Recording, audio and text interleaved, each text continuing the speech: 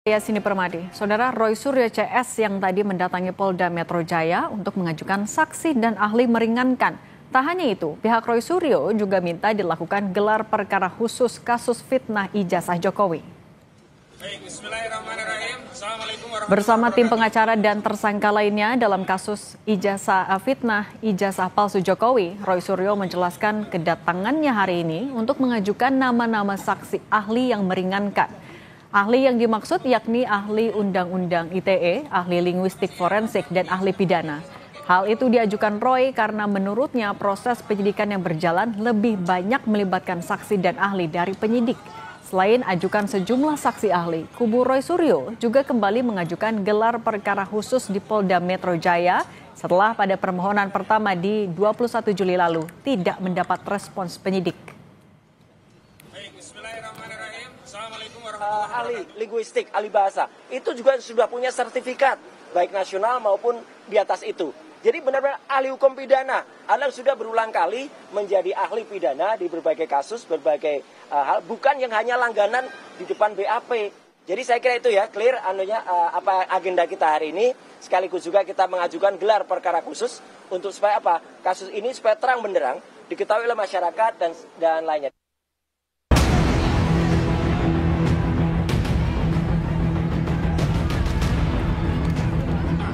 Kemarin waktu saat kasus perdata Saudara Joko Widodo berulang kali dimediasi justru tidak pernah hadir.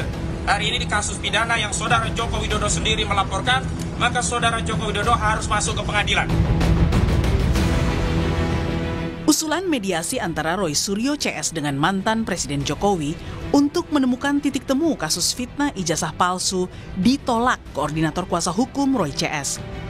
Menurut kuasa hukum Roy, upaya mediasi tak dikenal dalam kasus pidana. Karenanya kubu Roy ingin proses peradilan ditempuh sehingga Jokowi bisa dihadirkan. Termasuk kemarin kami komplain Saudara Faisal Assegaf yang tiba-tiba bicara tentang perdamaian, juga Prof. Jimli Asidiki yang bicara tentang mediasi karena ini kasus pidana, bukan kasus perdata. Kemarin waktu saat kasus perdata Saudara Joko Widodo berulang kali dimediasi justru tidak pernah hadir. Hari ini di kasus pidana yang Saudara Joko Widodo sendiri melaporkan, maka Saudara Joko Widodo harus masuk ke pengadilan. Jadi jangan kemudian membangun narasi untuk mediasi di kasus pidana. Adalah Ketua Komisi Percepatan Reformasi Polri Jimli Asidiki yang mengungkap usulan mediasi muncul dari aktivis 98 Faisal Assegaf saat audiensi dengan Komisi Reformasi Polri. Menurut Jimli, bukan tak mungkin jalur mediasi juga ditempuh dalam proses pidana apabila seluruh pihak mencapai kesepakatan.